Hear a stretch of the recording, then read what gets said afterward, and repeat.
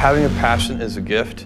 I think we all have passions, and you don't get to choose them, they pick you. But you really, it's incredibly hard to get people to take bold bets, and you need to encourage that. And if you're gonna take bold bets, they're gonna be experiments, and if they're experiments, you don't know ahead of time whether they're gonna work.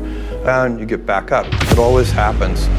And you guys will find that you have passions, and having a passion is a gift. I think we all have passions, and you don't get to choose them, they pick you, but you have to be alert to them. You have to be looking for them. And when you find your passion, it's a fantastic gift for you because it gives you direction, it gives you purpose. You can have a job, or you can have a career, or you can have a calling. And the best thing is to have a calling. And if you find your passion, you'll have that, and all your work won't feel like work to you. Many kids and many grown-ups do figure out over time what their passions are. And sometimes we let I don't think it's that hard. I think what happens though sometimes is that we let our intellectual selves overrule those passions. And so that's what needs to be guarded against. My job, one of my jobs as the leader of Amazon, is to encourage people to be bold. And people love to focus on things that aren't yet working. And that's good, it's human nature. That kind of divine discontent can be very helpful. But you really, it's incredibly hard to get people to take bold bets. And you need to encourage that. And if you're gonna take bold bets, they're gonna be experiments. And if they're experiments, you don't know ahead of time whether they're gonna work. Experiments are by their very nature prone to failure, but a few big successes compensate for dozens and dozens of things that didn't work. So, bold bets, AWS, Kindle, Amazon Prime, our third-party seller business, all of those things are examples of bold bets that did work, and they pay for a lot of experiments. I've made billions of dollars of failures at Amazon.com, literally billions of dollars of failures. And you might remember Pets.com or Cosmo, or give myself a root canal with no anesthesia very easily. None of those things are fun, but they don't matter. What really matters is companies that don't continue to experiment, companies that don't embrace failure. They eventually get in a desperate position where the only thing they can do is make a kind of Hail Mary bet at the very end of their corporate existence. Whereas companies that are, making bets all along, even, big bets, but not bet the company bets. I don't believe in bet the company bets. That's when you're desperate. That's the last thing you can do. It's not, you could be out of work and have terrible work-life balance. Even though you've got all the time in the world, right. You could just feel like, oh my God, I'm miserable, and you would be draining energy.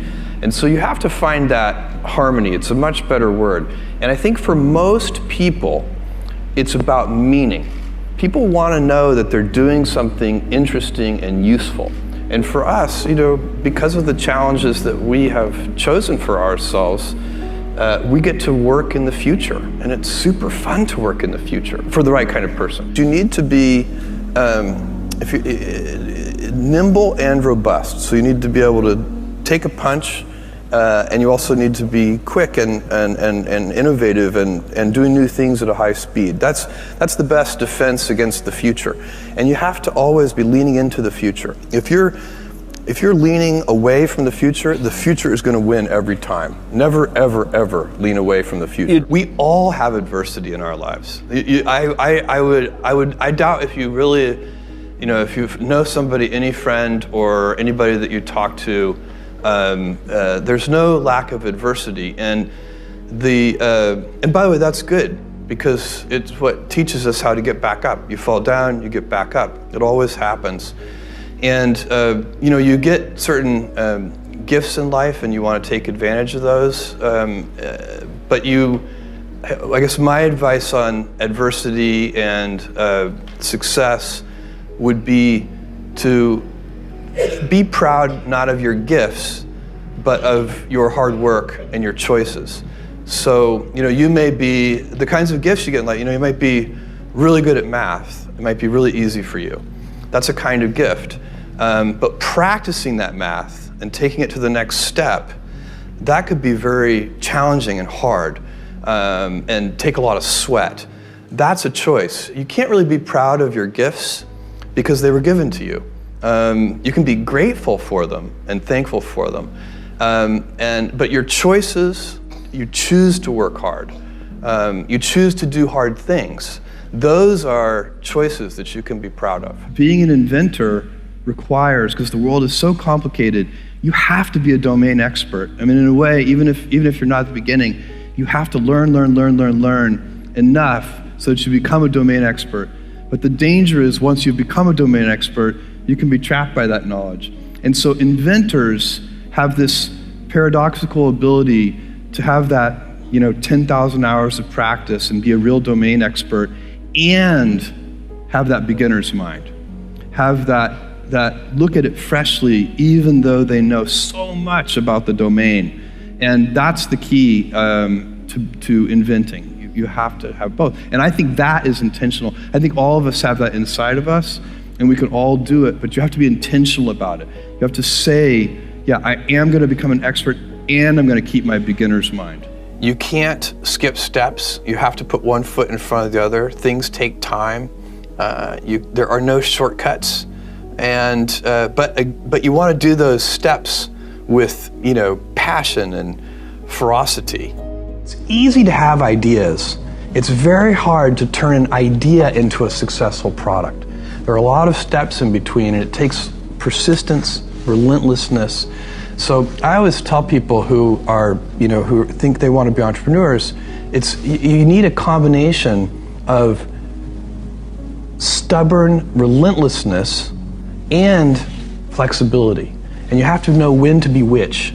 And basically you need to be stubborn on your vision, because otherwise it'll be too easy to give up.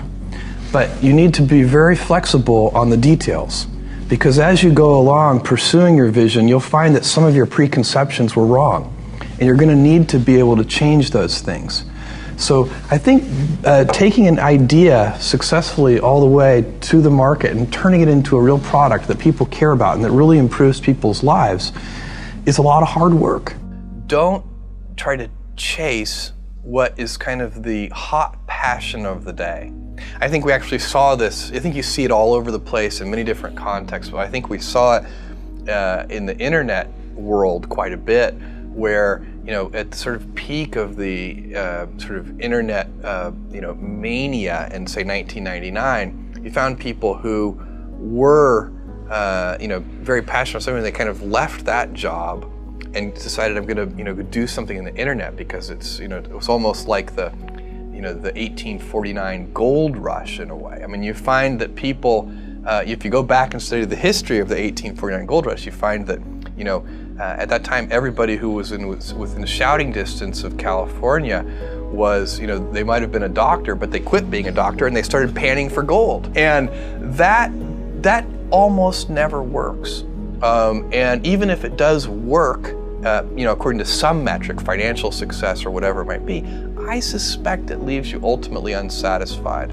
So you really need to be very clear with yourself.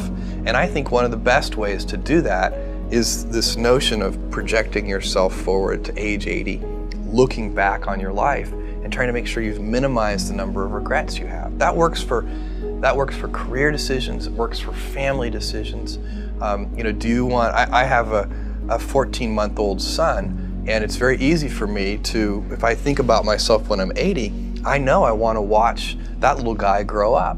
And so I don't want to be 80 and think, shoot, I missed that whole thing, and I don't have the kind of relationship with my son that I wished I had, and so on and so on. So if you think about that, so I guess another thing that I would recommend to people is that they always take a long-term point of view. And I think this is something about which there's a lot of controversy. There's a lot of people, and I'm just not one of them, believe that you should live for the now. I think what you do is you think about the great expanse of time ahead of you and try to make sure that you're planning for that in a way that's going to leave you ultimately satisfied.